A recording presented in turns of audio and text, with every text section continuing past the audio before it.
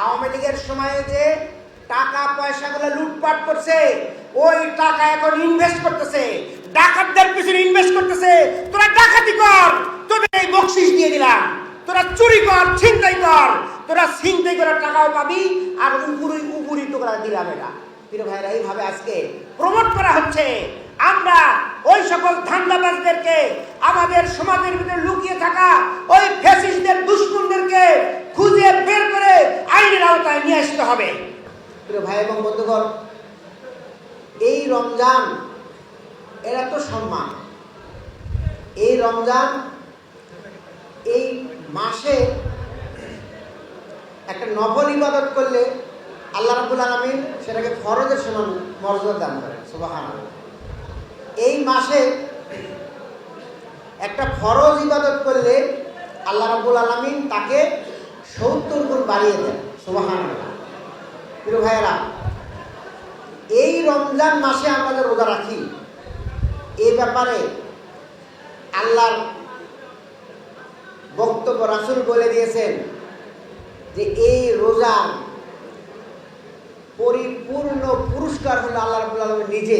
আল্লাহ বলেছেন, আস-সাওমু লি, রোজা হলো আমার জন্য, আর তার পুরস্কার আল্লাহ নিজেই নাকি রোজাদার জন্য হয়ে যাবে। বলে সুবহানাল্লাহ। প্রিয় ভাইয়েরা, এই রমজান এবং রোজার এত বরকত কেন? একটাই বরকত, একটাই কারণ, সেটা হলো শাহরুর রমজান উনজিলা ফীহিল কোরআন।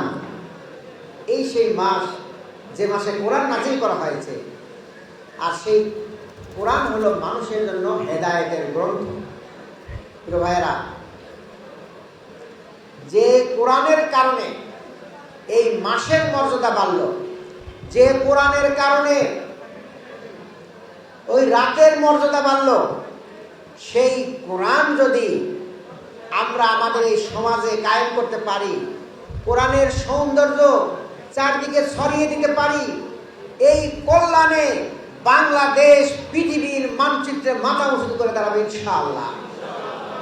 প্রিয় ভাই এবং বন্ধুগণ, আমাদের ছাত্ররা যে সংগ্রাম করলো, সেই আন্দোলন সংগ্রামে 3টা স্লোগান ছিল, খেয়াল আছে? একটা ছিল উই ওয়ান্ট জাস্টিস, আমরা ন্যায় বিচার চাই। আর একটা কি ছিল? নারায়ে তাকবীর, আল্লাহু আকবার। একটা স্লোগান ছিল। আর একটা ছিল কি? আমরা কোনো আধিপত্যবাদকে, ঢাকা না দিল্লি, কি কোনটা চান আপনারা? ঢাকা। কিন্তু কি কারণে সেই ঢাকা দিল্লির স্লোগান আসলো?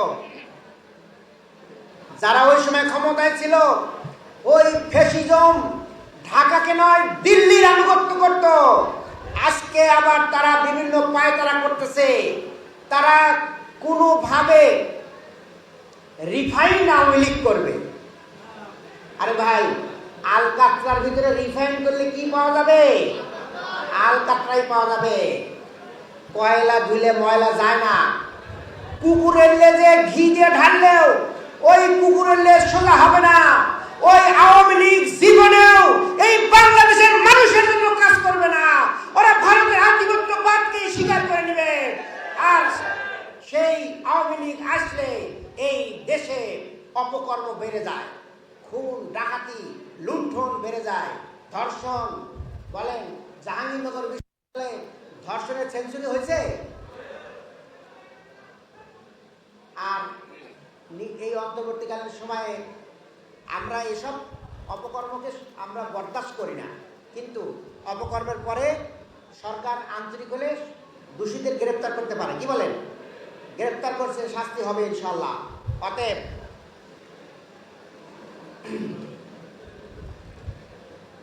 আজকে নানান ধরনের কথাবার্তা হচ্ছে, নাটক করতেছে। বলেন, এই ধর্ষণের প্রতিবাদে নাটক করতেছে যারা আওয়ামী লীগের ইনভেস্টমেন্ট। আমি একজন বড় একজন এই প্রশাসনিক কর্মকর্তা যারা আইন শৃঙ্খলা নিয়োজিত, তাদের সাথে কথা বললাম। উনি বলতেছেন যে শোনেন, আমরা তো চোর বাটপার ডাকাত থেকে ধরে নিয়ে আসতেছি, কিন্তু থামানো যাচ্ছে না। বললাম, কারণটা কি? বলছে কারণ হলো আওয়ামী লীগের সময়ে যে টাকা পয়সাগুলো লুটপাট করছে, ওই টাকা এখন ইনভেস্ট করতেছে, ডাকাতদের পিছনে ইনভেস্ট করতেছে। তোরা ডাকাতি কর, তোদের এই বকশিস দিয়ে দিলাম, তোরা চুরি কর, ছিনতাই কর, তোরা ছিনতাই করে টাকাও পাবি, আর উপরি তোরা দিলাম। এটা প্রিয় ভাইরা, এইভাবে আজকে প্রমোট করা হচ্ছে। আমরা ওই সকল ধান্দাবাজদেরকে, আমাদের সমাজের ভিতরে লুকিয়ে থাকা ওই ফ্যাসিস্টদের, দুশমনদেরকে খুঁজে বের করে আইনের আওতায় নিয়ে আসতে হবে।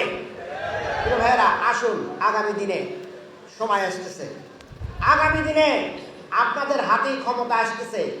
ভোটের মাধ্যমে আপনারা এই ধরনের লোকজনকে খুঁজে বের করবেন, যারা কোরআনের পক্ষে কথা বলবে, কোরআনের আইন অনুযায়ী রাষ্ট্র কাঠামো পরিচালনার চেষ্টা করবে।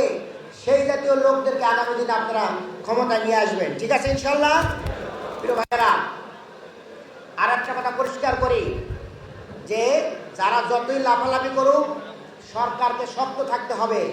আপনারা আপনাদের প্রয়োজনীয় সংস্কার করবেন, এরপরে নির্বাচনের ব্যবস্থা করবেন, বিচার করবেন, তারপরে নির্বাচনের ব্যবস্থা করবেন। আসুন আমরা সবাই ঐক্যবদ্ধভাবে দেশের জন্য কাজ করি, দেশকে এগিয়ে নিয়ে যায়। আল্লাহ আমাদের তৌফিক দান করুন। আমিন। আসসালামু আলাইকুম ওয়া রাহমাতুল্লাহি ওয়া বারাকাতুহু।